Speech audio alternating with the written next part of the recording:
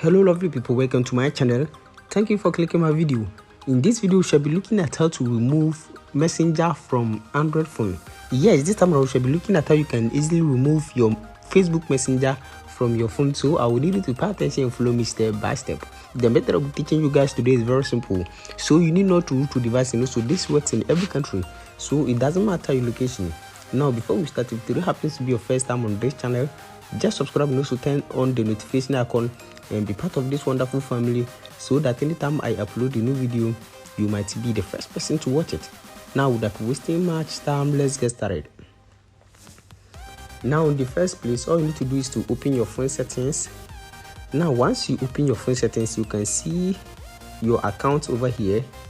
Depending on the phone that you are using, at times you can see account and sync. You can click on any of them depending on the phone that you are using.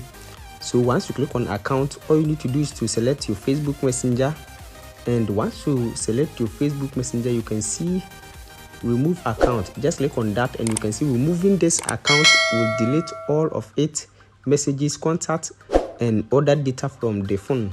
Now just click on remove account, and by doing this you can remove your Messenger from your Android phone.